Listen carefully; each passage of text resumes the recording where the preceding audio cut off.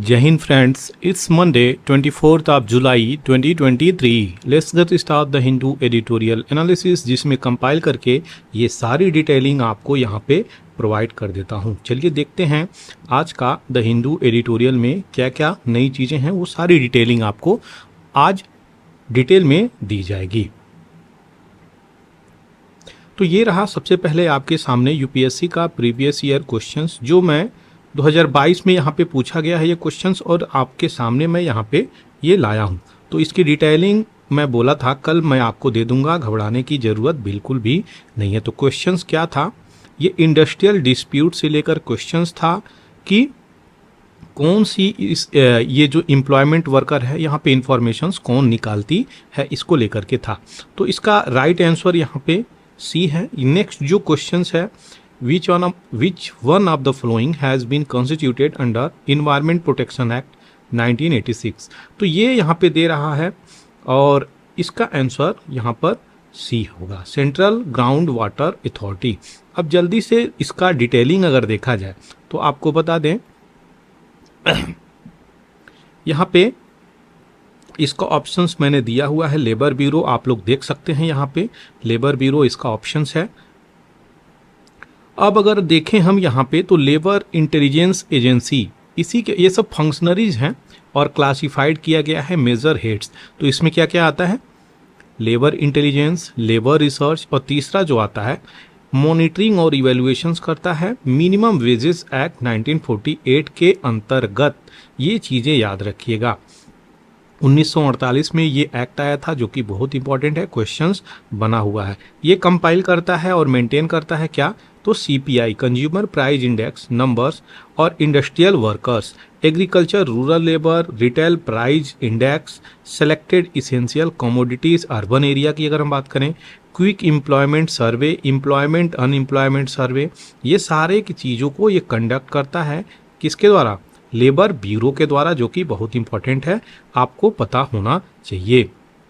अब आगे बढ़ते हैं। सेंट्रल ग्राउंड वाटर अथॉरिटी, ये जो है ये इसका राइट आंसर है और क्यों है, तो ये कॉन्स्टिट्यूटेड किया सेक्शन 3 के अंतर्गत, जो कि EPA 1986 में ये चीज़ें आई गई थी, और ये रेगुलेट करता है क्या, कंट्रोल करता है development management ground water resources.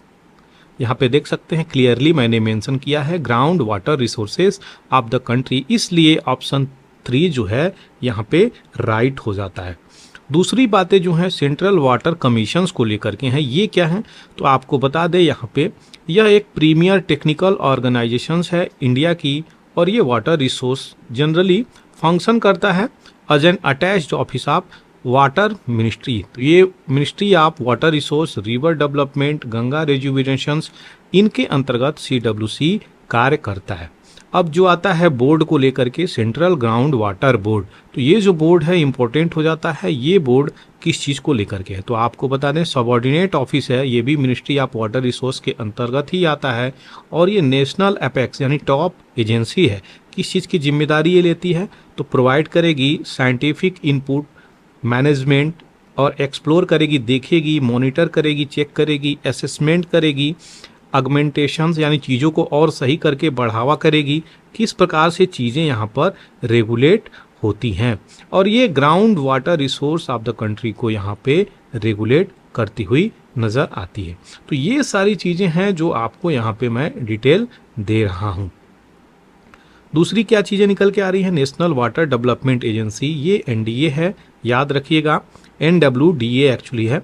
तो ये सेटअप किया गया था जुलाई 1982 में, और ये स्वतंत्र सोसाइटी के अंतर्गत कार्य करती है, जो कि सोसाइटी रजिस्ट्रेशन एक्ट 1860 अंग्रेजों के समय में ये चीज़ें बनाई गई थी, और कैरी आउट करता है वाटर को कैसे बैलेंस किया जाए, कैसे स्टडी किया जाए साइंटिफिक, तब जा कर के ये वाटर रिसोर्स जो पेनिसुलर रिवर में है उसको किस प्रकार से ऑप्टिमम यूटिलाइजेशंस किया जा सकता है। तो ये सारी चीज़ें डिटेलिंग थी जो आपको मुझे बतानी थी। आशा करते हैं ये सारी चीज़ें क्लियर हो गई होंगी जो आपको यहाँ पे बताई जा रही हैं। चलिए आगे बढ़ते हैं और देखते हैं आज के इम्पोर्टेंट न्यूज़ को, क्या क्या नए न्यूज़ आए हैं, वो सारी डिटेलिंग आपको यहाँ पर हम लोग देखेंगे। यहाँ पे ग्लोसरी है। सबसे पहले जो हर बार की तरह ग्लोसरी मैं देता हूँ, तो यहाँ पे देखेंगे क्या ग्लोसरी आज का है। तो यहाँ पे क्या दिखा रहा है, वर्ड ब्यूटीफुल का मतलब सुंदर, यहाँ पे जो हिंदी में बोला जाता है उसका मीनिंग क्या होता है, तो meaning pleasing to senses, attractive, ऐसा कोई चीज़ है जिसके प्रति आप आकर्षित होते हैं, सुंदर होता है तभी ये व्यक्ति आकर्षित होता है। या फिर किसी भी चीज़ को लेकर, चाहे फ्लावर्स हो, चाहे बिल्डिंग्स हो, चाहे कोई गैजेट्स हो, अच्छा लगता है तो हमें आकर्षित करता है, उसी को ब्यूटीफुल यहाँ पे डिस्क्राइब किया गया है। सिनोनिम्स की बात क्या करी जा रही है, तो यहाँ पे गॉर्जियस, लवली, स्टनिंग, वहीं पे विपरीत जो शब्द आते हैं, अगली, अनअट्रैक्टिव और प्लेन। दूसरा जो वर्ड है ईगर, इसका क्या मतलब होता है, बहुत उत्सुक हो जाना। तो ईगर का मतलब होता है बहुत उत्सुक। मीनिंग शोइंग कीन, कीन का मतलब भी उत्सुक होता है, याद रखिएगा। तो सिनोनिम्स की अगर बात करें तो एंथुसियास्टिक, कीन, ईगर, बीवर, ये सारे इसके पर्यायवाची हैं। वहीं पे विलोमार्थी शब्द की बात करें तो रिलक्टेंट, इनडिफरेंट, अपैथेटिक, और ये सारे इंपॉर्टेंट सिनोनिम्स और एंटोनिम्स शब्द हो जाते हैं। दूसरी तरफ बात करी जाए वर्ड कॉन्फिडेंस, मतलब आत्मविश्वास से भरपूर, तो इसका क्या मतलब होता है, सेल्फ कॉन्फिडेंट, एश्योर्ड, असर्टिनेस, ये सारी चीज़ें इंपॉर्टेंट है जो आपको यहाँ पे बता रहा हूँ। एंटोनिम्स की बात करें जो कि विपरीत इसके शब्द आते हैं, तो इनसिक्योर, अनश्योर, हेजिटेंट, ये सारे वर्ड इंपॉर्टेंट हो जाते हैं। वहीं पे बात करी जाए जेनरस की, सीधा साधा, तो ये चीज़ें क्या हैं, एक ऐसा विलिंगनेस जो गिव अप करता है, शेयर और चैरिटेबल, इन प्रकार की चीज़ें आपको यहाँ पे दर्शाता है। यहीं इन पे सिनोनिम्स की बात करी जाए तो वेनिवेलेंट, फिलेंथ्रोपिक, मैग्नीनिमस, ये सारे इसके सिनोनिम्स हैं। एंटोनिम्स की बात करी जाए तो स्टिंगी, सेल्फिश और टाइट फिस्टेड, ये सारी की सारी डिटेलिंग आपको देनी थी। आशा करते हैं चीज़ें क्लियर हो गई होंगी। आपको बता दें 5 से 10 वर्ड मीनिंग कोई भी अगर एक बार में याद कर रहा है वन डे में, तो इसका इम्प्लीमेंटेशन आप अवश्य करिएगा, अदरवाइज आप फॉरगेट कर जाइएगा, भूल जाइएगा। तो ये प्रॉब्लम सबके साथ होता है, आप एक यूनिक केस नहीं है, भूलने का सबको एक अच्छी चीज़ें हैं, भूलना भी चाहिए। क्योंकि देखिए जब तक कोई चीज़ें भूलेंगे नहीं, हम लोग केवल रिमेंबर ही करते रहेंगे, यहाँ पे क्या होगा, एक प्रकार से मेंटल डिसऑर्डर हो जाएगा। इसीलिए इस माइंड में ऐसी चीज़ें हैं जो आपको याद भी रखती हैं लंबे समय के लिए और आपको फॉरगेट करने की भी पावर दी हुई हैं। तो दोनों चीज़ें जीवन में इंपॉर्टेंट है, बैलेंसिंग बहुत ज़रूरी है। चलिए आगे बढ़ते हैं। यहाँ पे कृष्णा रिवर एक इम्पॉर्टेंट रिवर है, उसकी सारी डिटेलिंग को यहाँ पे हम देखेंगे और समझेंगे क्या ये कृष्णा रिवर है, कहाँ से बहती है, क्या इसकी फीचर्स हैं और किस लिए जानी जाती है। तो यह एक वन ऑफ द, याद रखिएगा, one of the major river के रूप में यहाँ पे जानी जाती है कृष्णा रिवर इंडिया में, और ये सिग्निफिकेंट इंपॉर्टेंस रखती है भारत की इतिहास और कल्चर की दृष्टिकोण से देखा जाए। इसका लोकेशंस कहाँ पे है, तो ये लॉन्गेस्ट रिवर के रूप में भी जानी जाती है, one of the, longest river नहीं है, वन ऑफ द, यानी कई रिवरों में से एक ये भी रिवर लॉन्गेस्ट मानी जाती है, इसी को वन ऑफ द लॉन्गेस्ट बोला जाता है। तो अब ये फ्लो कहाँ कहाँ करती है, तो आपको बता दें इसकी उत्पत्ति कहाँ से होती है, तो वेस्टर्न घाट से होती है, महाबलेश्वर से होती है। क्वेश्चंस पूछा है कृष्णा की उत्पत्ति कहाँ से होती है, तो याद रखिएगा ये चीज़ें हमेशा, स्टेट ऑफ महाराष्ट्र से और महाबलेश्वर से, वेस्टर्न घाट में जो पड़ता है वहाँ से हुई है। कर्नाटका, तेलंगाना, आंध्र प्रदेश, इन राज्यों से होती हुई ये बे ऑफ बंगाल में जाकर के मिल जाती है। वहीं पे लेंथ की अगर बात करें इसकी तो 1400 किलोमीटर आती है। ट्रिब्यूटरी की अगर बात करें तो बहुत सारी इंपॉर्टेंट इसकी मेजर ट्रिब्यूटरी और माइनर ट्रिब्यूटरी के रूप में कार्य करती हैं, जिसमें इंपॉर्टेंट कौन सा है, तुंगभद्रा, भीमा, घाट प्रभा, मूसी और कोयना रिवर आती है। ये सारे इंपॉर्टेंट रिवर हैं, यहाँ से क्वेश्चंस बनाया हुआ है जो आपको मैं यहाँ पर बता रहा हूँ। इसकी बेसिन बहुत लंबी चौड़ी है, इसलिए ये 258948 स्क्वायर किलोमीटर की ड्रेनेज बेसिन भी ये तय करती है। डैम और रिजर्वायर इस पे बनाए गए हैं ताकि इरिगेशन हो सके, सिंचाई हो सके और बिजली का उत्पादन हो सके, जिसे हाइड्रो इलेक्ट्रिक पावर बोला जाता है। तो इस पे कौन कौन सा नोटेबल चीज़ें बनी हैं जो डैम के रूप में बात करते हैं, तो यहाँ पे सागर डैम होता है, श्रीसाइलम डैम होता है, अलमत्ती डैम होता है। ये इंपॉर्टेंट चीज़ें हैं, याद रखिएगा, आपको कहीं भी क्वेश्चंस यहाँ से बनाए जा सकते हैं। इसको लेकर के कुछ फेस्टिवल भी सेलिब्रेट करते हैं, उसका नाम है कृष्णा पुष्करलू। तो ये कृष्णा पुष्करलू फेस्टिवल है, दोनों स्टेटों में होता है, आंध्रा और तेलंगाना 12 साल में एक बार मेजर फेस्टिवल है, सेलिब्रेट किया जाता है। याद रखिएगा, क्वेश्चंस कहीं से बनाए जा सकते हैं, इसलिए इम्पोर्टेंट हो जाता है इसकी सारी चीज़ों को हमें चेक करना। चलिए आगे बढ़ते हैं, अब देखेंगे नए डिटेल्स की तरफ। तो जो आपको आज के इस 24 जुलाई 2023 में जो एक नए पार्लियामेंट जैसी एक बिल्डिंग बनी है, उस सारी डिटेलिंग को हम यहाँ पर देखेंगे। वो बिल्डिंग क्या है, क्या उसके फीचर हैं, क्यों बनाई गई है, किस प्रकार से सारी चीज़ें यहाँ पे दी जा रही हैं, वो सारी डिटेलिंग आपको यहाँ पर दे दूंगा मैं। आपको बता दें, पार्लियामेंट का इनॉग्रेशन मोदी जी ने किया था, इसका भी इनॉग्रेशन मोदी जी ही करने वाले हैं। जल्दी ही इसका इनॉग्रेशन होगा। आपको बता दें, यहाँ पे चीज़ें चलने वाली हैं, और यहाँ पे जो इनॉग्रेशन होगा वो यहाँ पे रीडेवलपमेंट होने जा रहा है। इनोग्रेट रीडेवलपमेंट आईटीपीओ कॉम्प्लेक्स, जो कॉम्प्लेक्स था ये, उसको रीडेवलपमेंट किया गया है, उसमें बहुत सारे चेंजेस किए गई हैं, और यहाँ पे इसको इनोग्रेट करने की बातें बोली जा रही हैं। तो ये इंपॉर्टेंट चीज़ें हैं, याद रखिएगा। काफ़ी सुंदर इसको रिनोवेट किया गया है, जो कि इम्पोर्टेंट है। किसके पर्सपेक्टिव से? G20 के पर्सपेक्टिव से यहाँ पे मीटिंग होने वाली है इस वेन्यू पे अभी रिसेंटली। अब आगे बढ़ते हैं, यहाँ पे देखेंगे कि ये कुछ बिल्डिंग दिखती कैसी है। तो आपको बता दें, ये देखिए कितनी ब्यूटीफाई तरीके से इसको बनाया गया है, जो कि इम्पोर्टेंट है। इसका नाम ITPO है। पूरा डिटेलिंग चलिए देख लेते हैं जल्दी से कि क्या यहाँ पे इसको फीचर्स इसका दिया गया है। तो ये रीडेवलपमेंट इंडिया की बात बोली जा रही है, ट्रेड प्रमोशंस ऑर्गेनाइजेशंस। तो ये India trade promotion organisations ITPO complex, तो इसी को रीडेवलपमेंट करने की बातें बोली गई हैं। विच इज़ वेन्यू, जो कि जगह होगा आपका G20 लीडर का। अभी सितंबर में G20 की मीटिंग भारत में होने वाली है। पिछला जो G20 का मीटिंग था वो कौन कराया था, मेरा क्वेश्चन आपसे ये है। इंपॉर्टेंट क्वेश्चन है। और इंडिया के बाद किसको शिफ्ट करी जाएगी, मेरा क्वेश्चन आपसे ये है। दो इंपॉर्टेंट क्वेश्चन है, दोनों से क्वेश्चन आ सकते हैं, प्रोबेबिलिटी चांसेस बहुत ज़्यादा है। तो यहाँ पे क्या बातें बोली जा रही हैं, इसको जो इनोग्रेट होगा वो 26 जुलाई को प्राइम मिनिस्टर मोदी साहब यहाँ पे करेंगे। और EICC, ये क्या टर्म है जो यहाँ पे इंपॉर्टेंट है, तो इंटीग्रेटेड एग्जीबिशन कम कन्वेंशन सेंटर। तो यहाँ पे कोई चीज़ें अगर एग्जीबिशंस होगी, एग्जीबिशंस क्या होता है, कोई भी चीज़ों का यहाँ ओपनली जो चीज़ें हैं उसको सबके सामने लाना एग्जीबिशंस कहा जाता है। चाहे वो पेंटिंग का सेलिंग कर रहे हो, चाहे वो बुक्स की सेलिंग कर रहे हो, चाहे वो आर्किटेक्चर की सेलिंग कर रहे हो, इस प्रकार की चीज़ों को एग्जीबिशंस किया जाता है। और कन्वेंशन सेंटर के रूप में भी यहाँ पे कार्य करेगा, जहाँ पे बैठ के डिस्कशंस हो सकते हैं।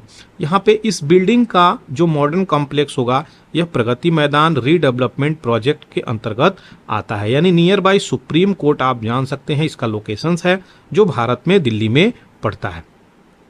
यहाँ पे दूसरी चीज़ें क्या बोली जा रही हैं, ये अप्रूव किया गया था कब, तो 2017 में जनवरी में ही किया गया था, जो कि लगभग 2,500 करोड़ के लागत से ये चीज़ें निर्माण करी जाएंगी। यहीं पे अगर बात करी जाए इसकी कैंपस एरिया की, तो यहाँ पे देखेंगे 123 एकड़ में इसका कैंपस एरिया है, जो कि लार्जेस्ट यहाँ पे माइस डेस्टिनेशन। ये माइस डेस्टिनेशंस क्या है, तो ये देखिए मीटिंग, इंसेंटिव, कॉन्फ्रेंसेस और एग्जीबिशंस, ये सारे चीज़ इसमें होंगे। इसी डेस्टिनेशंस को लेके ये चीज़ें बताई गई हैं। ITPO ये बॉडी है किस मिनिस्ट्री के अंतर्गत लगभग आती है, तो ये कॉमर्स मिनिस्ट्री के अंतर्गत आ जाती है। यहीं पे इसकी कैपेसिटी की बात करें, सीटिंग कैपेसिटी, तो जो 7,000 के आसपास लोग यहाँ पे आराम से बैठ सकते हैं। और जो इसकी 3,000 के आसपास परफॉर्मेंस यहाँ पे एम्पी थिएटर, यानी जो थिएटरी वाली चीज़ें हैं, उसमें 3,000 के आसपास लोग बैठकर कल्चरल शो देख सकते हैं, इंटरटेनमेंट इवेंट कर सकते हैं।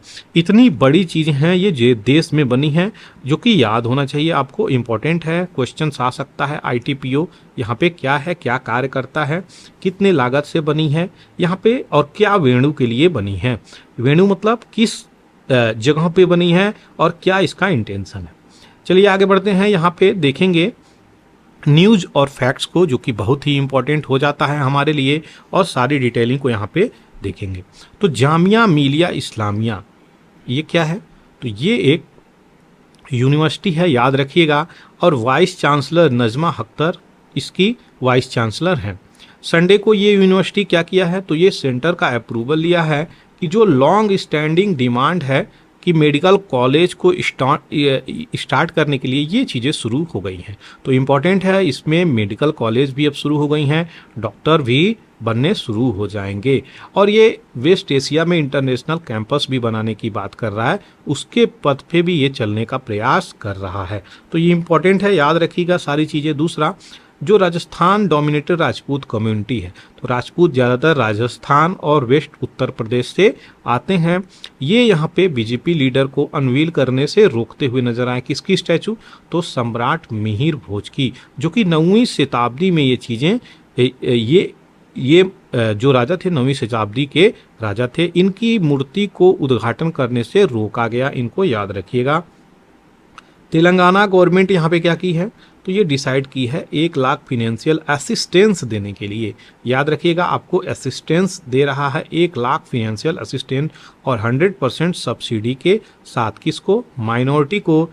और किस स्कीम के तहत? तो बैकवर्ड क्लासेस स्कीम के तहत यहाँ पे चीज़ें प्रोवाइड कर दी जाएंगी। तो याद रखिएगा, जो भी चीज़ें हैं वो तेलंगाना गवर्नमेंट यहाँ पे प्रोवाइड कर रही है। आगे बढ़ते हैं नए एडिटोरियल की तरफ, जो कि इम्पोर्टेंट हो जाता है हमारे लिए, और सारी डिटेलिंग को हम यहाँ पे देखेंगे। तो सबवर्टिंग मैंडेट ऐसा क्या है जो आदेश को यहाँ पे सबवर्ट किया जा रहा है, डिमिनिश किया जा रहा है, ये सारी डिटेलिंग को हम यहाँ पर देखेंगे और सारी डिटेलिंग को अच्छे से समझेंगे। तो जो वोटर है, थाई वोटर, थाई कहाँ पे है? तो आपका थाईलैंड में है। याद रखिएगा, सारी डिटेलिंग आपको दी जाएगी, घबराने की ज़रूरत नहीं है। चलिए पहले थाईलैंड को ही देख लेते हैं अच्छे से, उसके बाद डिटेलिंग इसकी सारी देखी जाएगी।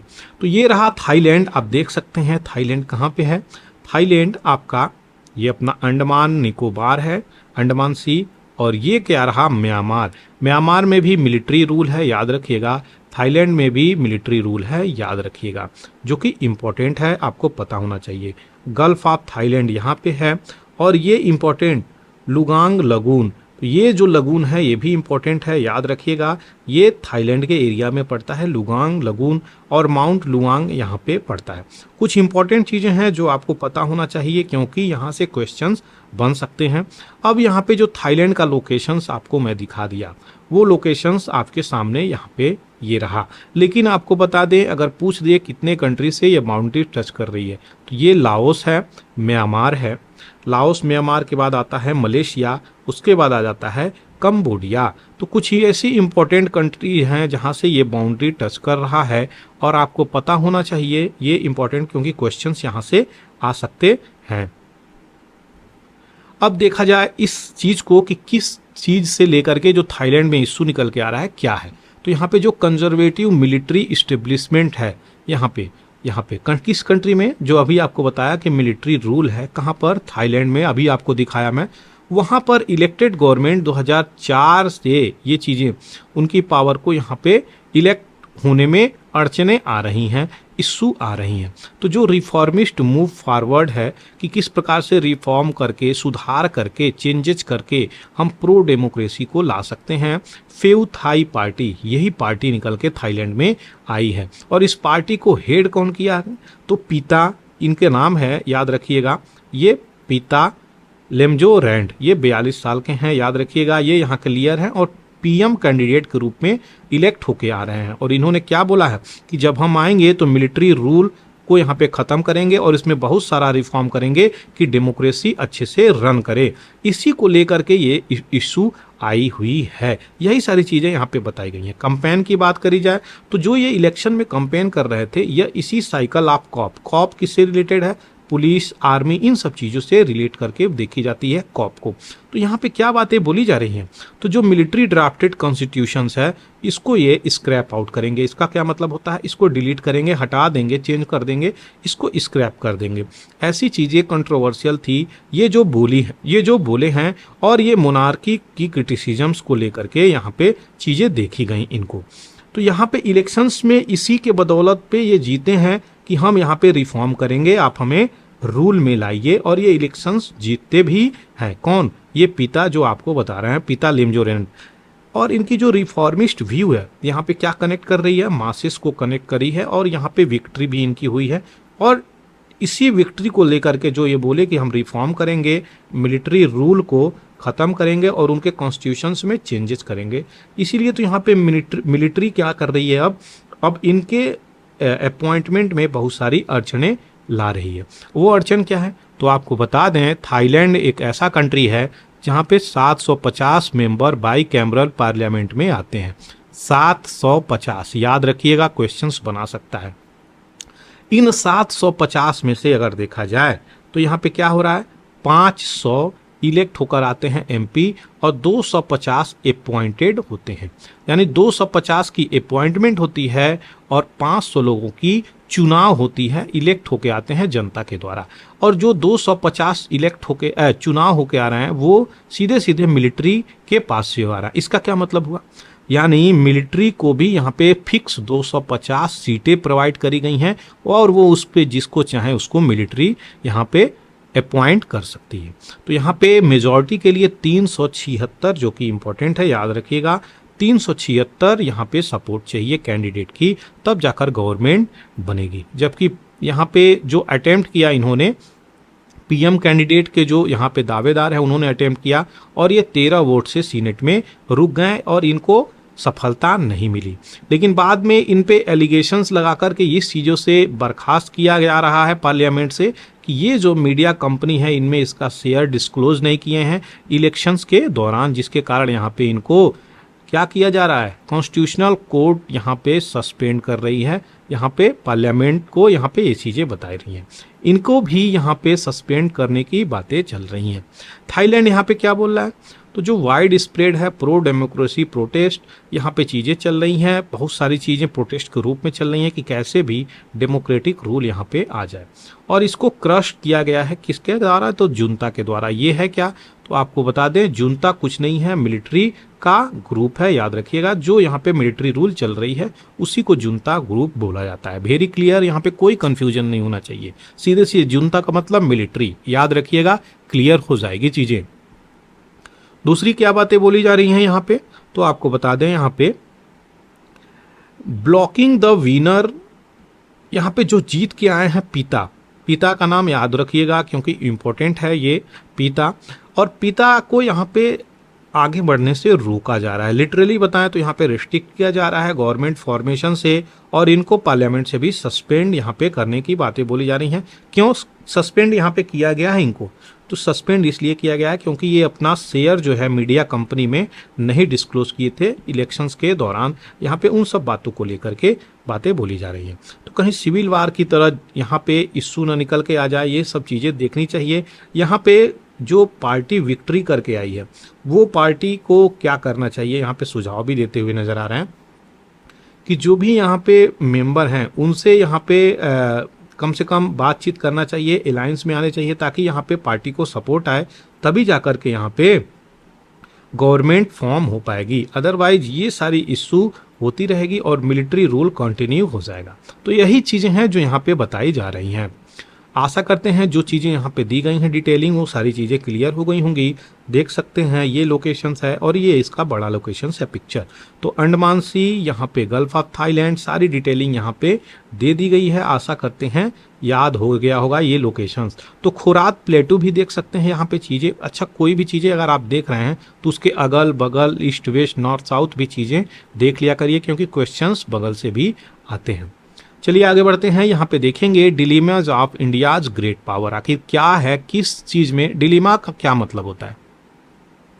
यहाँ पे डिलेमा का मतलब होता है कंफ्यूजन। कहीं ना कहीं कंफ्यूजन होगा दिमाग में तो उसको डिलेमा बोलते हैं। तो यही है इंडिया का ग्रेट पावर, जो बार बार यही बातें बोली जा रही हैं कि इंडिया जो है ग्रेट पावर बनने की तरफ बढ़ रहा है। और ग्रेट पावर किस प्रकार से बन रहा है उसमें बहुत सारी कंफ्यूजनें हैं। तो ये किस प्रकार का ग्लोबल पावर इंडिया होगा, इन्हीं पे यहाँ पे मुद्दों पे बात चल रही है। तो यहाँ पे दो तरह की तलवारें चल रही हैं। एक तरह की हाँ इंडिया डेवलप कर रहा है, दूसरा कि इंडिया डेवलप करने के बावजूद भी बहुत सारे पहलुओं पे हम कॉम्प्रोमाइज करके चल रहे हैं। यानी हम लोगों का डेवलपमेंट में बहुत सारी गैप्स हैं, पॉवर्टी लाइन है, मालनरिशंस हैं, बहुत सारे लूपहोल्स हैं। इंफ्रास्ट्रक्चर के डेवलपमेंट की बात करें, डोमेस्टिक डेवलपमेंट की बात करें, तो बहुत सारी चीज़ों में हम देखते हैं कि हमको यहाँ पे दो अर्थ में चीज़ें मिलता है। एक डेवलपमेंट हो रहा है, दूसरा जो एक एरिया है जो पॉवर्टी लाइन से भी गुजर रहा है। इन सब चीज़ों पे हम अगर बात करें तो हमको क्या मिलता है? कोई डाउट नहीं है, ग्रो कर रहा है इंडिया इंटरनेशनल पावर के रूप में, कोई इसमें डाउट नहीं है। लेकिन साथ ही साथ ये जो पॉवर्टी लाइन है ना, जो पीपल एबव पॉवर्टी लाइन है, ये भी यहाँ पे फेस करते हुए नजर आ रहे हैं और मिलियंस ऑफ द पीपल यहाँ पे पॉवर्टी लाइन को फेस करते हुए नजर आ रहे हैं। अभी भारत में बात करी जाए तो यहाँ पे हाइपर नेशनलिज्म की बात करी जा रही है। अच्छा, ये टर्म समझना जरूरी है कि हाइपर नेशनलिज्म क्या होता है, तो इम्पोर्टेंट है चीज़ें यहाँ पे हम समझेंगे और तभी जा करके आगे बढ़ेंगे। हाइपर का क्या मतलब होता है, तेज, नेशनलिज्म का क्या मतलब होता है, राष्ट्र। तो यह राष्ट्रवाद, तीव्र राष्ट्रवाद, तीव्र राष्ट्रवाद क्या होता है, तो जैसे कि यहाँ पे रविंद्रनाथ टैगोर ने दो अंतर बताया था। रविंद्रनाथ टैगोर का नाम तो सभी लोग जानते ही होंगे। उन्होंने बताया था नेशनलिज्म और हाइपर नेशनलिज्म में बहुत सारा अंतर है। नेशनलिज्म हमेशा नेशंस को फर्स्ट रखेगा, यहाँ पे ये चीज़ें हैं। हाइपर नेशनलिज्म भी नेशंस को फर्स्ट रखेगा, लेकिन एक्सट्रीम पॉइंट ऑफ व्यू से, ये एक्सट्रीम हो जाते हैं। इनको नेशंस के बारे में अगर थोड़ी सी भी बुराइयां सुन गई इन प्रकार के व्यू से, तो ये एक्सेप्ट नहीं कर पाते हैं। ऐसे लोग हाइपर नेशनलिज्म के सपोर्टर बन जाते हैं। अब जहाँ पे हाइपर नेशनलिज्म होती है, तो यहाँ पे क्या बोले हैं रविंद्रनाथ टैगोर जी, ये हमेशा हाइपर नेशनलिज्म टेररिज्म को क्रिएट करता हुआ नजर आएगा। ये मेरे लाइन नहीं है, आपके रविंद्रनाथ टैगोर इतने इंटेलेक्चुअल पर्सनालिटी थे, वो बोल के गए हैं अपने बुक में। तो हाइपर नेशनलिज्म टेररिज्म को क्रिएट करता है। जैसे पाकिस्तान को आप देख लीजिए, यहाँ पे पाकिस्तान में कैसी चीज़ें चल रही हैं, बहुत सारी जगहों पे टेररिज्म यहाँ पे चीज़ें फैलती हुई नजर आ रही हैं। वहीं पे राष्ट्रवाद की बात करें तो राष्ट्र के प्रति लव चलेगा, राष्ट्र के प्रति अफेक्शंस आएंगे, राष्ट्र के प्रति लोगों के अंदर दिलों में प्यार जागेगा, लोगों के दिमाग में नहीं दिलों में जाकर के चीज़ें बसती हैं। तो ये बारीक चेंजेज हैं, एक छोटी सी लाइन है जो आपको समझनी है इन दोनों में चीज़ों में। राष्ट्र के प्रति कोई आपसे कुछ बोल रहा है, उल्टा सीधा भी बोल रहा है, तो आपको कष्ट होगा, लेकिन ऐसा नहीं कि आप उस पर हाथ उठा दें। इस प्रकार की आपको फीलिंग्स आएगी नेशनलिज्म में। यहाँ पे नेशनलिज्म का बात राष्ट्र को लेकर के है, और यहाँ पे हाइपर नेशनलिज्म का बात राष्ट्र को एक्सट्रीम, वनली का टर्म इस्तेमाल कर सकते हैं, केवल वनली मेरा कंट्री यहाँ पे फेवर है, फिर केवल मेरा ही कंट्री यहाँ पे सही है। तो हाइपर नेशनलिज्म हमेशा टेररिज्म की तरफ मोड़ देता है व्यक्ति को, याद रखिएगा। यही टर्म यहाँ पे एक्सप्लेन किया हूँ मैं।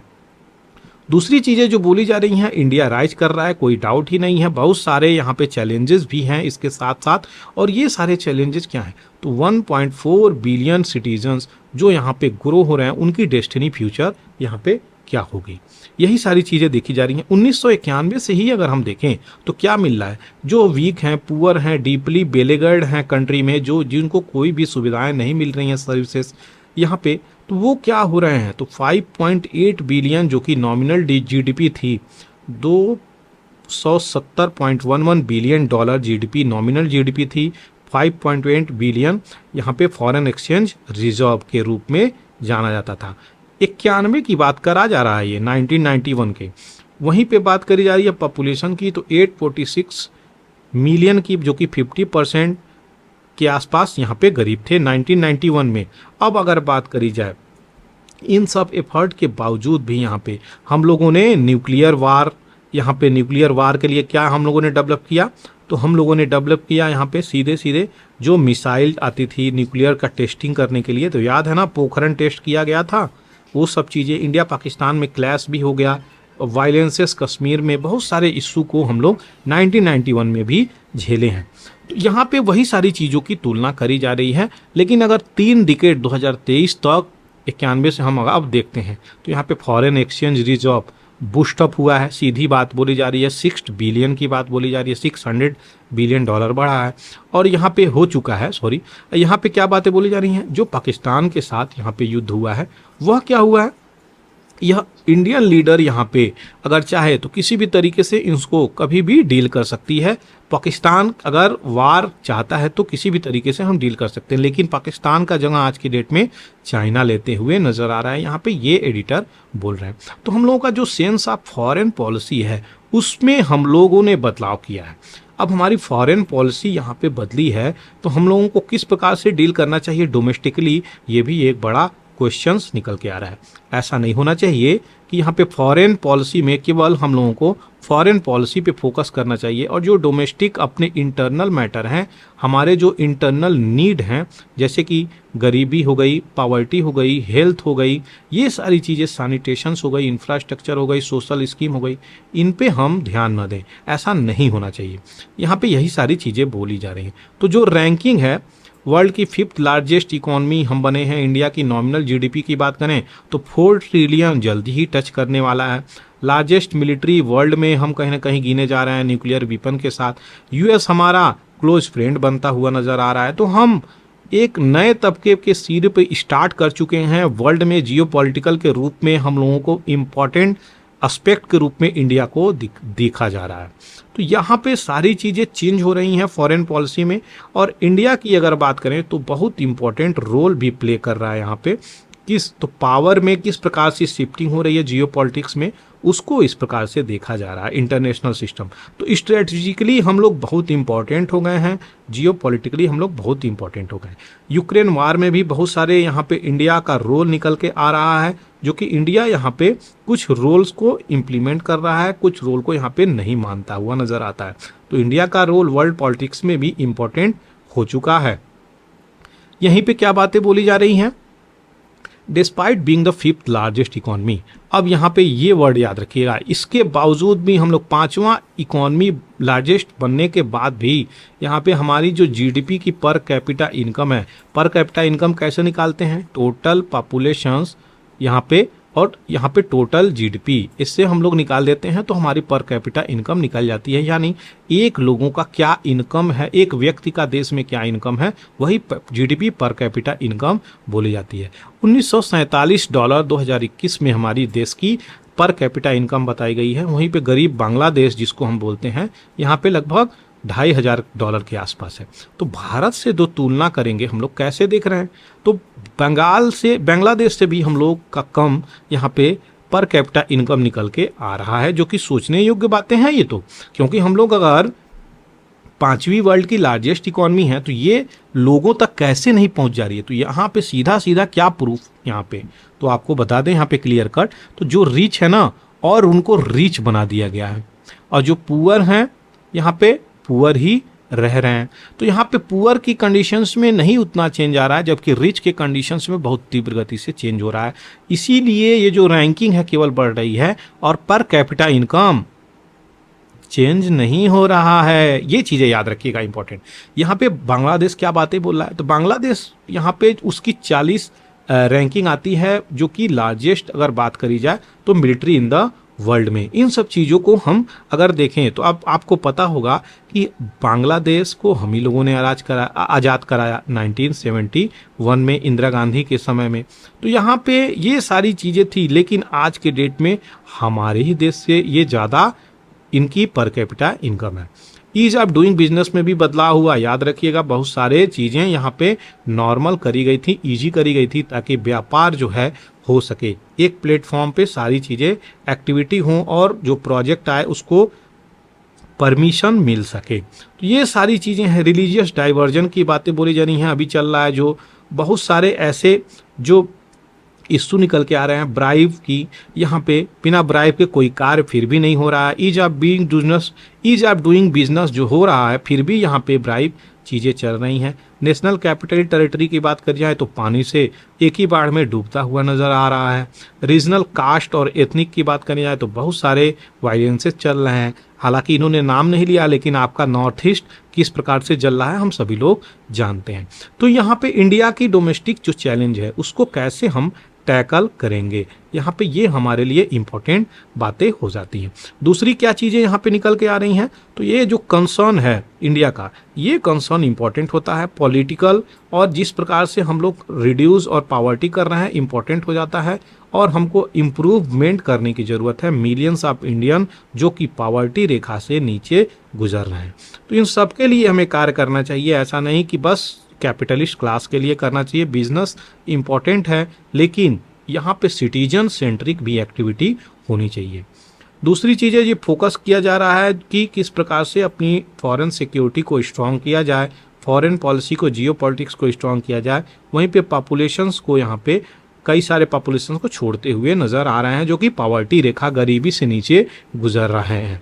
तो ये सारी चीज़ें हैं, गरीबी रेखा से नीचे जो गुजर रहे हैं उनकी हमें ध्यान देने की ज़रूरत है। इंडिया के पास कोई ऐसा चॉइस ही नहीं बचा है कि ये इन्फ्लुएंस कर सके, कोई ऐसा चॉइस ही नहीं बचा है, लेकिन ये इन्फ्लुएंस जरूर कर रहा है कि किस प्रकार से ग्लोबल ऑर्डर को, फॉरेन पॉलिसी को हम यहाँ पे लेकर के चलेंगे। तो यहाँ पे सबसे पहले डोमेस्टिकली एक्शंस लेना चाहिए, तब जा कर के यहाँ पे फॉरेन पॉलिसी को भी हम लोग देखते हुए नजर आएंगे। नहीं तो इकोनॉमिक इंटरेस्ट की बात करें, जियो पॉलिटिकल की बात करें, ये सारी की सारी चीज़ें इम्पैक्ट होती हुई नजर आएंगी।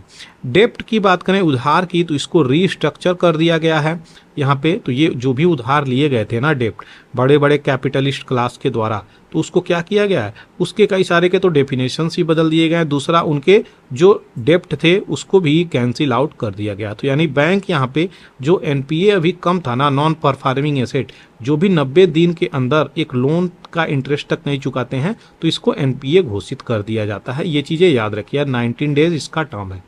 तो यही एनपीए को यहाँ पे क्लियरेंस कर दिया गया है, जिसके कारण यहाँ पे ये बोला गया गवर्नमेंट के द्वारा कि एनपीए अब नहीं है।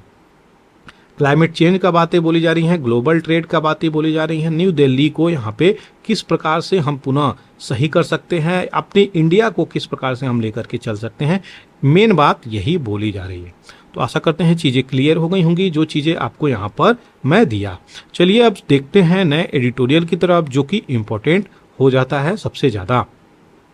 तो प्रोनाउन फॉर एआई, एआई क्या है तो आपको बता दें, आर्टिफिशियल इंटेलिजेंस है, जो कि यहाँ पे सबसे ज़्यादा इम्पोर्टेंट हो जाता है।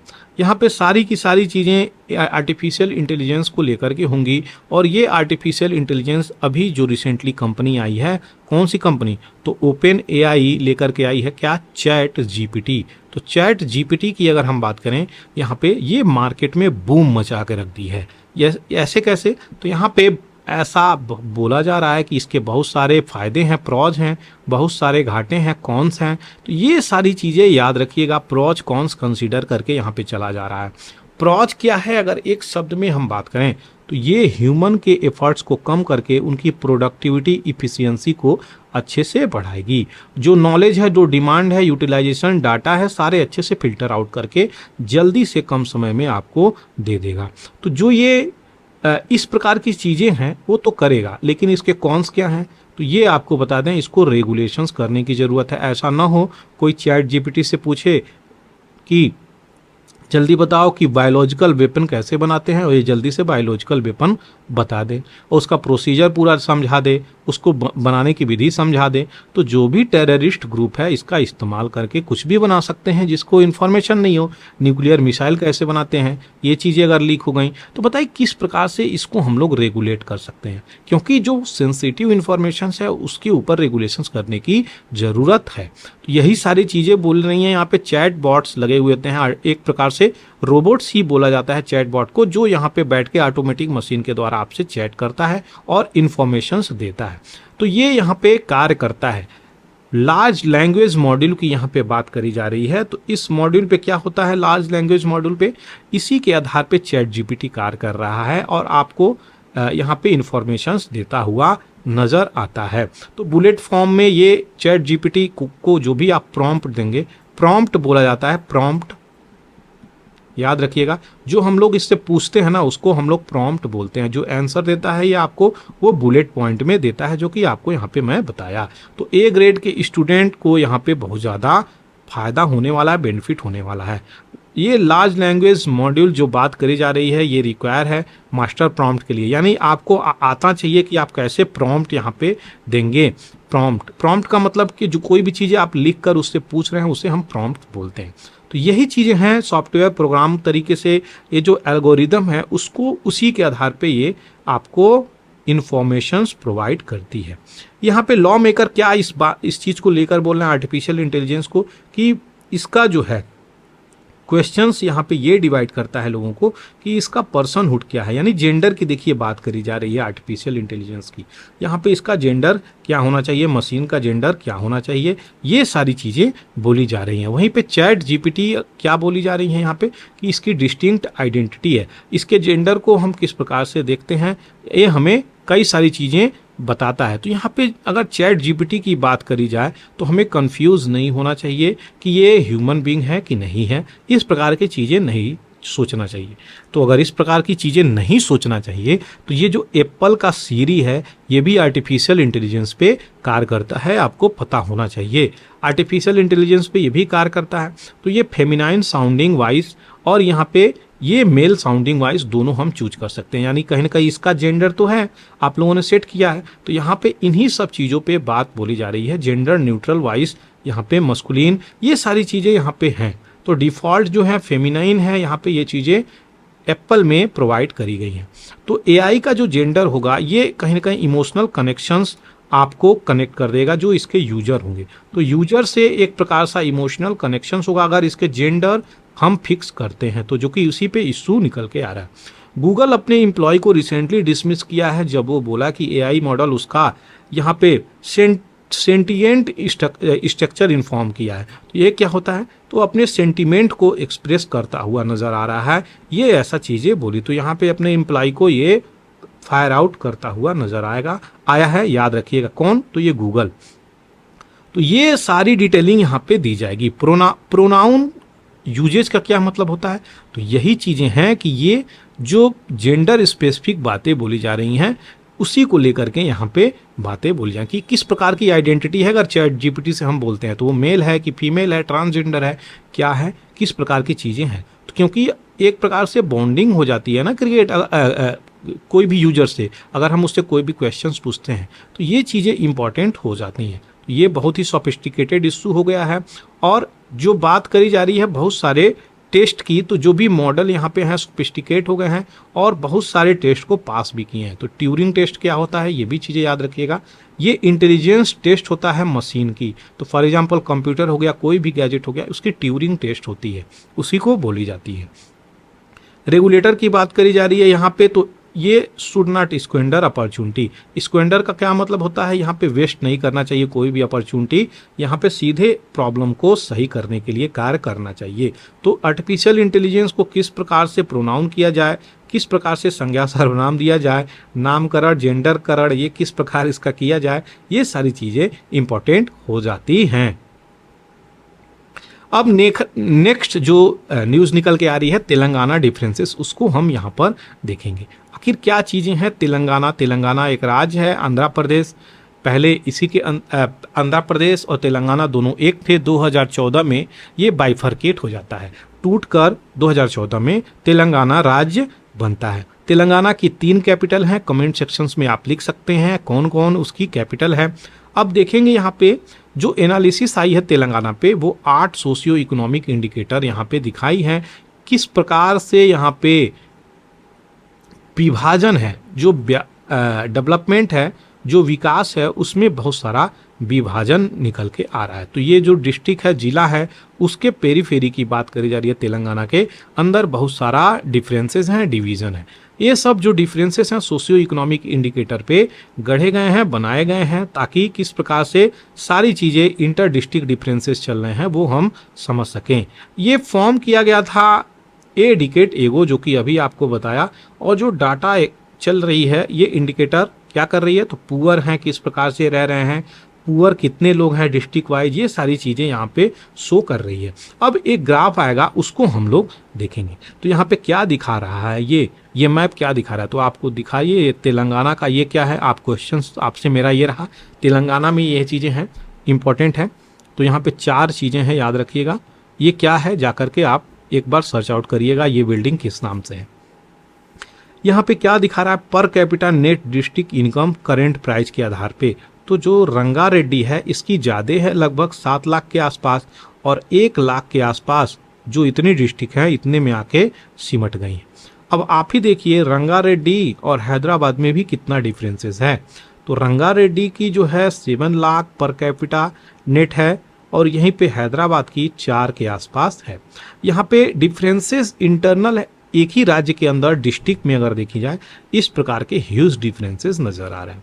यहीं पे शेयर ऑफ वुमेन की बात करी जाए जो कि शादी करी हैं बिफोर 18 साल, यानी 18 साल से पहले ही वो शादी कर चुकी हैं। तो यहाँ पे क्या आ रहा है, तो विकाराबाद जो कि है सबसे ज़्यादा, यहाँ पे 40 के आसपास रेशियो आ रहा है, वहीं पे ये सारी डिस्ट्रिक्ट की बात करी जाए तो यहाँ पे क्या दिख रहा है हम लोगों को, लगभग 26 से 40 के बीच में ये सब डिस्ट्रिक्ट आ रहे हैं, जिसमें जगुलंबी, गुदवाल, ये सब डिस्ट्रिक्ट। यहीं पे 10 केसेस यहाँ पे परसेंटेज में है। हैदराबाद का भी निकल के आ रहा है, ऐसा नहीं है हैदराबाद में चीज़ें नहीं है। Children under 5 years who were underweight, जो अंडरवेट हैं आदिलाबाद से निकल के ज़्यादा यहाँ पे आ रहे हैं, और हैदराबाद और इन डिस्ट्रिक्ट से कम निकल के आ रहे हैं। यहाँ पे गुच्छों में देख सकते हैं ये डिस्ट्रिक्ट जो कि 35-36 है। यहीं पे आदिलाबाद की बात करें तो ये ज़्यादा डिस्ट्रिक्ट निकल के आ रही हैं। शेयर ऑफ हाउस होल्ड की बात करें तो ये इम्प्रूव हुई है। सैनिटेशंस तो कहाँ कहाँ पे, तो ये आपके हैदराबाद, सिद्दीपेट, इन रीजन में चीज़ें हुई हैं। ये सारी रीजन अभी भी ऐसे ही हैं। यहाँ पे दूसरा क्या बातें बोली जा रही हैं, गवर्नमेंट हॉस्पिटल बेड किस प्रकार से अवेलेबल है, तो 1 लाख पॉपुलेशंस पे कितने बेड खाली हैं, ये चीज़ें बताई जा रही हैं। तो हैदराबाद की बात करी जाए तो यहाँ पे 240 हैं। बताइए कितने कम बेड हैं, 240, 1 लाख पॉपुलेशंस पे 240 यहाँ पे। और ये देखिए, ये देश में बहुत बुरा हाल है बेड को लेकर के, आपको बता दें तो केवल हैदराबाद की ही नहीं, ये आंकड़े पूरे देश में लगभग इम्पैक्ट करते हुए नजर आएंगे। फैक्ट्री एम्प्लॉय की अगर बात करें पर लाख पॉपुलेशंस की, तो यहाँ पे निजामाबाद में ज़्यादा हैं, उसके बाद संगारेड्डी, रंगारेड्डी में ज़्यादा हैं। एम्प्लॉय वर्किंग जो कि माइक्रो स्मॉल मीडियम इंटरप्राइजेज जो बिजनेस क्लास है उसमें जो कार्य करता है, तो यहाँ पे करीमनगर डिस्ट्रिक्ट आती है, हैदराबाद और मच्छी मालकीगिरी, ये सब डिस्ट्रिक्ट में ज़्यादा MSMEs हैं। छोटे छोटे लघु उद्योग की बात करी जा रही है, MSME, micro small medium enterprises, लघु उद्योग।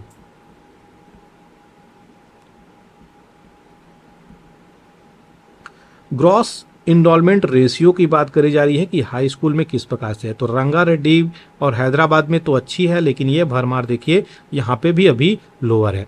तो ये सारी डिटेलिंग जो कि अभी रिसेंटली आपके तेलंगाना के आंकड़े को निकाल कर लाया गया है नेशनल फैमिली हेल्थ सर्वे से, जो कि इम्पोर्टेंट है। आशा करते हैं चीज़ें क्लियर हो गई होंगी। चलिए आगे बढ़ते हैं। यहाँ पे हम लोग देखेंगे ईडी को, ईडी की बैकग्राउंड में डिटेलिंग हम देख लेंगे, तब आपको आगे बढ़ेंगे। तो डायरेक्टोरेट ऑफ इन्फोर्समेंट, यहाँ पे ईडी को जो जाना जाता है डायरेक्टोरेट ऑफ इन्फोर्समेंट, ये क्या है, तो डोमेस्टिक लॉ किस प्रकार से इन्फोर्स किया जाए एजेंसी, इसके लिए रिस्पॉन्सिबल होती है।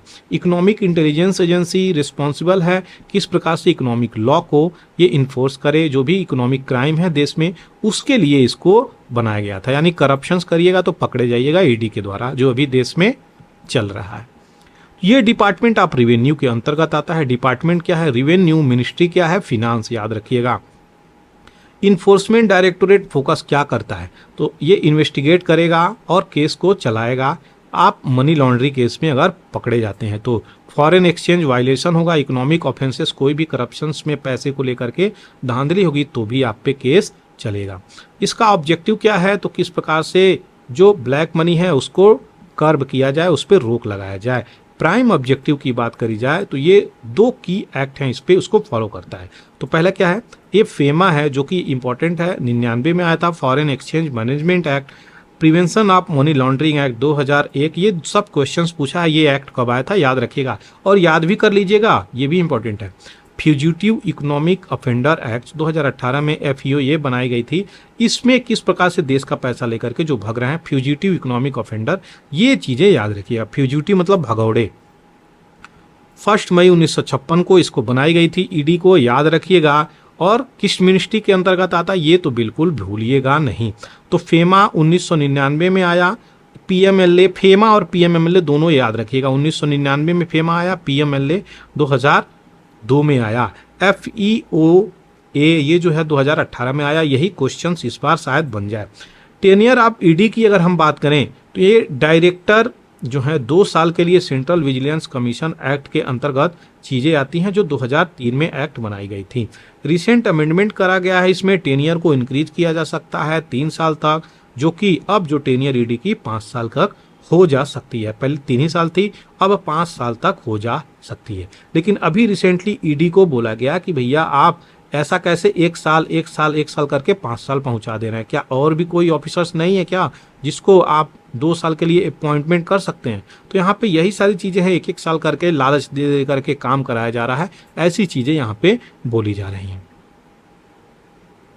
अब जो ईडी की आपको बात करें तो अब चीज़ें अच्छे से समझ में आएंगी। कुछ न्यूज़ था उसका जिस्ट आपके सामने मैं रखा हूं। तो मद्रास हाई कोर्ट अभी रिसेंटली यहाँ पे जजमेंट दिया है और अपहेल्ड किया है लीगैलिटी, यानी सही है। किस चीज़ को लेकर के लीगल चीज़ें बताई है, तो जो मिनिस्टर हैं तमिलनाडु के सेंथिल बालाजी, इनके अरेस्ट को लेकर के ये चीज़ें बताई गई हैं।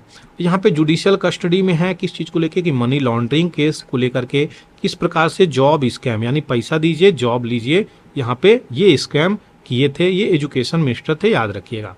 सेक्शन 55 पीएमएलए का यहाँ पे provision CrPC criminal procedure code यहाँ पे अप्लाई करता है। किस प्रकार से, तो ये चीज़ें चलेंगी पीएमएलए के द्वारा। P Chidambaram versus directorate of information 2019 में ये केस आई थी, इनको भी धरा गया था और यहाँ पे सुप्रीम कोर्ट रिजेक्ट किया है किनका, प्रेयर एंटिसिपेटरी बेल के लिए। तो जो एंटिसिपेटरी बेल था इनका चिदम्बरम का, ये सुप्रीम कोर्ट यहाँ पे रिजेक्ट करता हुआ नजर आया था। तो मनी लॉन्ड्रिंग का केस है, ग्रांट कस्टडी यहाँ पे प्रोसीडिंग करी जा रही है, किस प्रकार से इनको ग्रांट दिया जाएगा कि नहीं दिया जाएगा कस्टडी में, ये सारी चीज़ें चल रही हैं। आशा करते हैं जो भी ईडी की डिटेलिंग दिया आपको वो सारी चीज़ें क्लियर हो गई होंगी। न्यूज और फैक्ट्स को जल्दी से देखेंगे जो कि इम्पोर्टेंट है। तो यहाँ पे एक बात बोली जा रही है कि एक अम्ब्रेला बॉडी है इम्फाल वैली में जो कि सिविल सोसाइटी ऑर्गेनाइजेशंस के नाम से जाने जाती है, वो यूरोपियन पार्लियामेंट यानी यूरोप के पार्लियामेंट में यहाँ पे कुछ लिखकर भेजी है। तो यहाँ पे ये बोला जा रहा है कि मणिपुर को न्यू गोल्डन ट्रायंगल के रूप में आप मत देखिए, ना ही इसको गोल्डन ट्रायंगल बनाइए। अच्छा, ये न्यू गोल्डन ट्रायंगल क्यों लिखा गया है? गोल्डन ट्रायंगल यानी है पहले, तो यहाँ पे गोल्डन ट्रायंगल है अगर, तो इसका मतलब क्या होता है? तो 2 चीज़ें हैं आपको बता दें, एक है ट्रायंगल, एक है क्रेसेंट। तो जो ट्रायंगल है, क्रेसेंट, ये दोनों चीज़ किस चीज़ के ट्रेड के लिए जानी जाती है? ये ड्रग के लिए जानी जाती है। ये अफगानिस्तान और एशिया इन सब कंट्री को लेकर के यहाँ पे जानी जाती है और ड्रग को लेकर के यहाँ पे बातें बोली जाती हैं कि किस प्रकार से ड्रग का ट्रांसपोर्टेशन इन कंट्रीज में आता है और यहाँ से जाता है। ये सारी चीज़ें इंपॉर्टेंट है जो आपको यहाँ पे बोल रहा हूँ मैं। तो याद रखिएगा, न्यू गोल्डन ट्रायंगल नहीं बनाइए। मणिपुर के लोग यहाँ पे यूरोपियन पार्लियामेंट को ये चीज़ें बताते हुए नजर आ रहे हैं।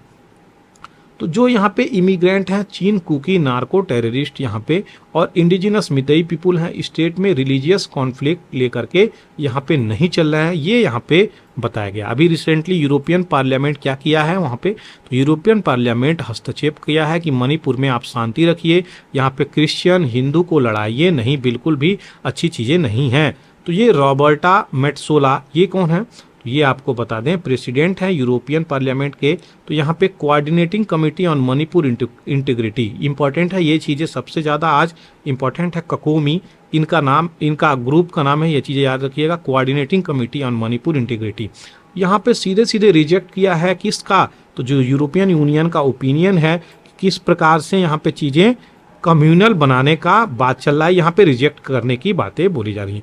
देखिए मणिपुर का केस तो डिफरेंट है, वहाँ पे एथनिक जो वायलेंस है वो एक प्रकार से नीड और डिमांड के आधार पर है, यानी जो कुकी ग्रुप है और जो मितई ग्रुप है इन दोनों में कॉन्फ्लिक्ट हो रहा है ना। तो यहाँ पे कुकी का 6th शेड्यूल में ऐड हो जाना इनको बहुत सारे कल्चरल, रिलीजियस और बेनिफिट स्कीम्स की देकर जाती है। इवन जॉब में स्कीम्स में बहुत सारे छूट इनको मिलता है। यहीं पे मितई 6th शेड्यूल में नहीं है, लेकिन ट्राइब है और मेजॉरिटी हिंदू जाने जाती है। तो यहाँ पे ये सारी चीज़ें जब वहाँ के हाई कोर्ट मणिपुर का बोला कि इनको भी मिलनी चाहिए, तो यहाँ पे कुकी लोग प्रोटेस्ट करने लगे और धीरे धीरे ये विशाल विद्रोह का रूप ले गया। तो यहाँ पे रिलीजियस एंगल लेकर के नहीं देखे, ककोमी यही पार्लियामेंट, यूरोपियन पार्लियामेंट पे भड़क रही है, इन्हीं सब चीज को लेकर के बातें बोल रही है। एफआईआर यहाँ पे दूसरा इंपॉर्टेंट एफआईआर यहाँ पे मणिपुर के जो यूथ हैं बहुत सारे लोगों पे हॉरिफिक किलिंग को लेकर के, ये अपना प्यारा मणिपुर है, देखिए कितना ब्यूटीफुल है। कौन कौन लोग मणिपुर घूमे हुए हैं यहाँ पे कमेंट सेक्शंस में जरूर लिखिए, और जो मणिपुर से अगर आ रहे हैं तो यहाँ पे वो भी लिखें कि मणिपुर का क्या हालात है, क्या अभी एक्शंस गवर्नमेंट वहाँ पर ले रही है, करंट क्या सिचुएशंस है, ये लिख सकते हैं आप। यहाँ पे क्या बातें बोली जा रही हैं, तो जो बीरेन सिंह है वहाँ के सीएम हैं, एक्शंस लेते हुए यहाँ पे नजर आ रहे हैं। बहुत सारे लोगों को अरेस्ट किया गया है। 4 मई का जो वीडियो अभी वायरल हुआ था अभी रिसेंटली, वहाँ पे वुमेन को परेड कराया गया न्यूड यहाँ पे, और उनके जिस्म के साथ खिलवाड़ भी करा गया, जो कि मानवता को शर्मसार कर देने वाली चीज़ें हैं। इसको कोई क्षमा नहीं कर सकता, ऐसी चीज़ें ये हैं देश हित में। तो भारत के लोग तो इसको कभी नहीं माफ़ करते हैं, ये चीज़ें याद रखिएगा। ये अब इसके बाद मेरे पास कोई वर्ड नहीं है कि मैं बोलूं, क्योंकि इतनी घिनौनी चीज़ें ये चली हैं मणिपुर में, और किस प्रकार से ब्रूटल वायलेंस हो रहे हैं लोग। आपको बता दें, यहाँ पे एक मितई ग्रुप है, दूसरा कुकी ग्रुप है। तो यहाँ पे लोग अपने अपने विलेज कोड सेपरेट किए हुए हैं। यहाँ पे ये लोग बंकर बनाए हुए हैं। इन बंकरों में इन्हीं के लोग यहाँ पे बैठ के गन लेके पहरे कर रहे हैं। तो बताइए, एक विलेज के सामने कभी ये लोग आते जाते थे, आज बंकर बना के टेकिंग केयर कर रहे हैं स्वयं। तो यहाँ पे पर्सोनल को डिप्लॉय करना चाहिए और रेगुलेट करना चाहिए, जो कि अब गवर्नमेंट यहाँ पे कर रही है। तो यहाँ पे इन प्रकार की सिचुएशन थी, मीडिया कोई चीज़ें वहाँ पहुँच नहीं पाई, इसलिए दिखा नहीं पाई, अब जाके चीज़ें निकल के आ रही हैं। आप देख सकते हैं मणिपुर कहाँ है, तो मणिपुर नॉर्थ ईस्ट में यहाँ पे पड़ता है। कितने राज्यों से ये बॉर्डर टच करता है, तो आपको बता दें, नागालैंड, असम और मिजोरम, इन 3 चीज़ों से ये टच करता है, त्रिपुरा से टच नहीं करता है। ये चीज़ें याद रखिएगा।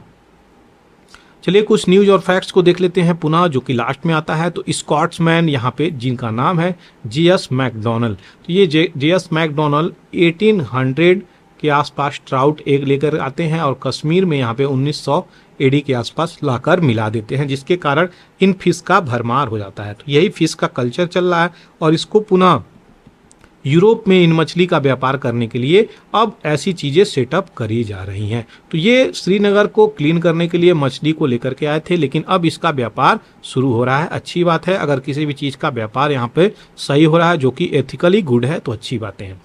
Israeli prime minister Benjamin Netanyahu को यहाँ पे हार्ट प्रॉब्लम हुआ और उनको पेसमेकर लगाया गया, जो कि इंपॉर्टेंट है। पेसमेकर क्या होता है? ये हार्ट को रेगुलेट करने के लिए, उसकी रिदमिंग एक्टिविटी को एक्टिवेट करने के लिए ये लगाई जाती है, याद रखिएगा।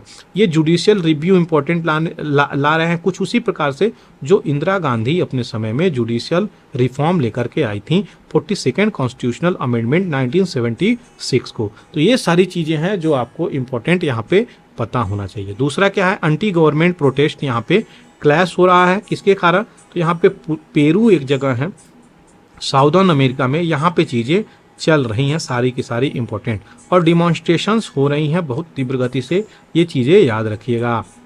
पेसमेकर आ गया तो उसके बारे में जानना इंपॉर्टेंट हो जाता है। क्या? तो यहाँ पे हम लोग देखेंगे पेसमेकर है क्या।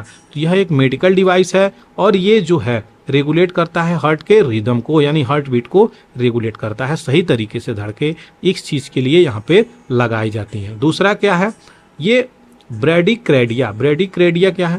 तो ये जो हार्ट की रिदम है ना, उसको ये बोली जाती है, किस प्रकार से हार्ट बीट करेगा उसको यहाँ पे रेगुलेट करेगा। ये इम्प्लांट कहाँ पे करी जाती है? तो ये अंडर द स्किन करी जाती है, just below collar bone. Collar bone क्या होता है? तो आपको बता दें, कॉलर बोन यहाँ पे ये देख सकते हैं, ये आपका बोन हो गया, इसी के अंदर ये चीज़ें लगाई जाती हैं। पेसमेकर कुछ इस प्रकार से दिखता है, जो कि आपको स्क्रीन पे दिख रहा होगा। ऐसा नहीं हार्ट के अंदर पेसमेकर नहीं लगता है, कुछ चीज़ें जाती हैं, लेकिन ज़्यादातर पेसमेकर कॉलर बोन पे ही लगता है, याद रखिएगा। ये चीज़ें इंपॉर्टेंट है। पेसमेकर यहाँ पे देखिए हार्ट से कैसे रिलेट करके ये चीज़ें लग रही हैं। तो इसके वायर यहाँ से यहाँ, हार्ट में कितने वाल्व होते हैं? 4 वाल्व होते हैं, याद रखिएगा। ऑरिकल, वेंट्रिकल और लेफ्ट और राइट, ये चारों वाल्व होते हैं इसमें, और ये पेसमेकर इनको कंट्रोल करता है। पहले तो इसमें पावर होती थी यहाँ पे अगर हेल्दी हार्ट होता है, लेकिन जब हेल्दी हार्ट नहीं रह जाता तो पेसमेकर का इस्तेमाल किया जाता है,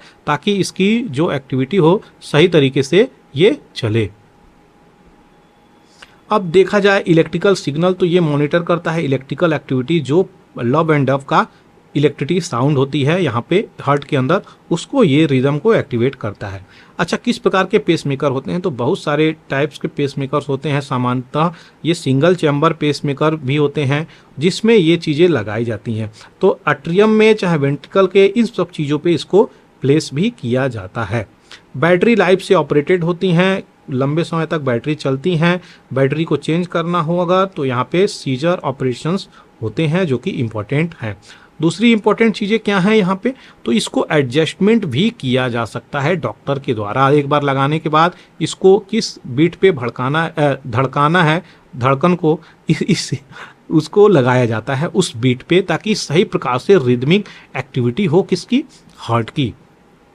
लाइफ स्टाइल की बात करी जाए तो बहुत सारे लोगों का यहाँ पे लगा है, लाइफ स्टाइल नॉर्मल भी हुआ है जो कि इंपॉर्टेंट है। मॉनिटर किया जा सकता है इसको बिना डॉक्टर के पास जाए हुए, डॉक्टर इसको यहाँ पे रेगुलेट कर सकते हैं। ये चीज़ें याद रखिएगा, डिवाइसेस जो भी परफॉर्म करेगा पेशेंट की हार्ट रिदम को यहाँ पे, ये बिना पर्सन के डॉक्टर के पास विजिट किए इसको ट्रैक किया जा सकता है। तो जो मॉडर्न पेस मेकर है किसके द्वारा इन्वेंट किया गया, तो विल्सन ग्रेट बाच, नाम याद रखिएगा, क्वेश्चन आ सकता है किसके द्वारा ये डिस्कवर किया गया, इन्वेंट किया गया, ये चीज़ें याद रखिएगा।